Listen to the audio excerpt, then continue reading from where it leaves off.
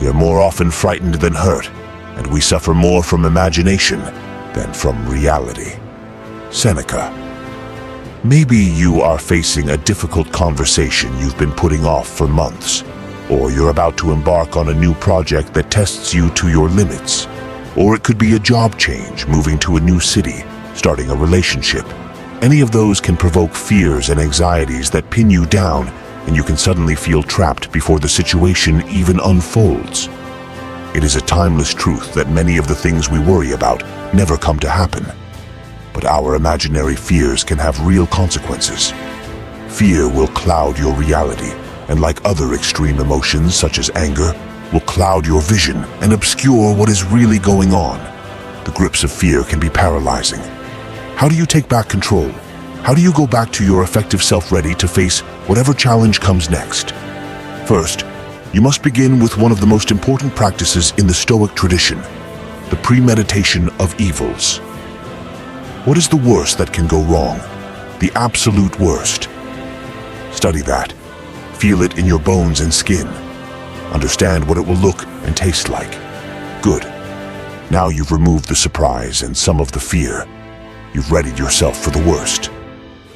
As Seneca put it best, the man who has anticipated the coming of troubles takes away their power when they arrive. Now comes preparation. What can you do to prepare yourself? What options do you have when the worst case happens? How can you prevent it from happening? What can you do today to reduce the chances of the worst happening? If it does happen, how can you bounce back? Write it all down on paper and think it through. These steps, clarifying your fears, imagining the worst case scenario, brainstorming and strategizing to prevent whatever may come. If you're enjoying this content, don't forget to hit like and subscribe so you don't miss our next video. Next, you must embrace practice. Think of Cato, one of our most preeminent Stoics, would walk around barefoot and with minimal clothing in heat and cold. Why? He was training himself for a life in which he might have to experience poverty. He was, of course, a Roman aristocrat. He'd probably never become penniless. But he didn't want to fear it at all, so he lived in brief increments, a penniless life. And that simple exercise gave him an uncommon strength, the ability to have experienced and prepared for and thought about a trouble robbed that trouble of all its power over him. Soldiers know how to shoot to kill, so why do they train for being on the receiving end of gunfire? The same reason a company does wargaming against its competitors. The same reason football players practice fumble recovery and give reps to their backup quarterback. When you can study and learn from what has failed in the past, or prepare for what might fail in the future, you reduce your fear.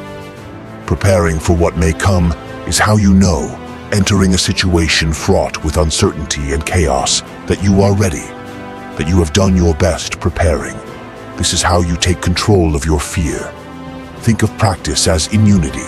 Immunity to fear, immunity to weakness, immunity to your own sense of doubt and hesitation.